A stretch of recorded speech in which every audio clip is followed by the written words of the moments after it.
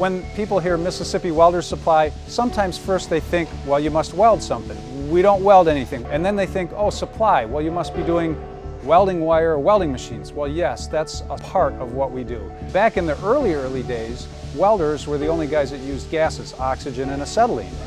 But then they discovered nitrogen and argon and helium and hydrogen. And as those gases were discovered and the applications grew, the demands in our fill plant have similarly grown. Now we have a laboratory. We can analyze the gases 7 ways to Sunday. We can analyze down to parts per million, parts per billion, headed for parts per trillion. All of the applications out there, it's higher and higher technology. In the old days, we just filled the cylinders and kicked them out the door. And you can see our fill plant now. We have cylinders of every different kind under the sun. It's all higher and higher technology. There's more documentation, more process control. The applications keep growing and growing. And then in addition, we do fire extinguishers. We do beverage CO2 for restaurants and bars. We have a vending division. So it's quite broad. I first got acquainted with our industry back in 1961.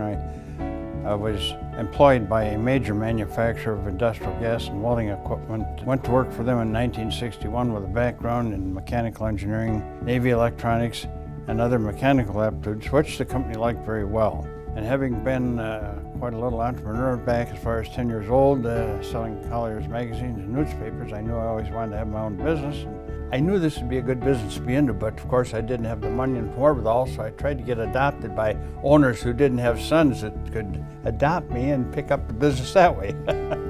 That didn't work out so well, so when I went to Detroit in '65, I got a lot of calls to come back and be employed by distributors out here that knew my capabilities. And so I said, no, I want to buy my own. Well, yeah, well, they knew I wanted to buy one, and finally we got a deal put together to buy Mississippi Welders Supply after 2 years of negotiations. I grew with the business, and also my philosophy has been that we would not sell anything or promote anything unless we had the capabilities of repairing it and knowing how to demonstrate it and use it. So that's provided us with a good basis for our continuing operations. My father bought the business in 1973 when I was in 7th grade.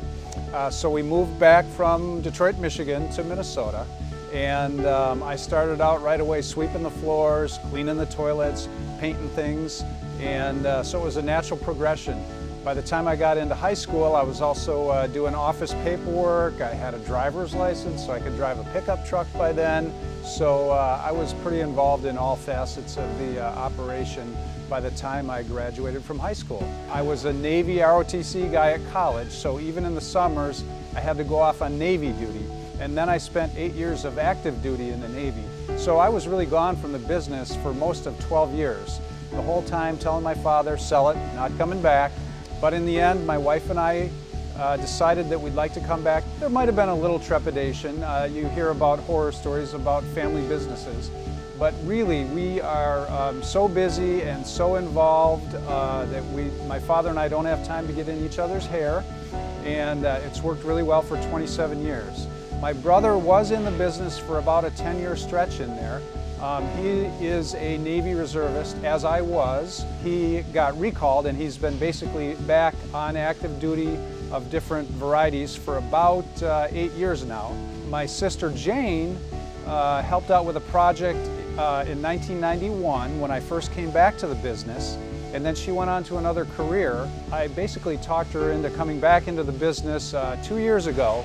She's our director of IT at this point. We have 11 locations. We have 5 in Wisconsin, 4 in Minnesota, and 1 in Iowa. So we cover southeast Minnesota, western Wisconsin, and northeast Iowa. I think the most rewarding part has been watching the company grow right from the beginning and continuing to go and watch the employees growing along with it and gain additional responsibilities as we grow. I think, as I remember, at early days, I gave our employees an annual review, and one of my employees, when I asked him what his aspiration were, he says, to take your job someday, Don. Oh yeah, oh, funny. Well, that fellow's now our president of this company, and he remembers that day very well. The nut didn't fall very far from the tree. And I have to say the same thing about my sons. My sons did a video like this for me, for another organization, And unscripted, unprompted, the interviewer asked my sons what they'd really learned from me, and they said work ethic, that there's always another project, there's always something else to do, and we've all seen that from my father, their grandfather, and so it's handed down generation to generation.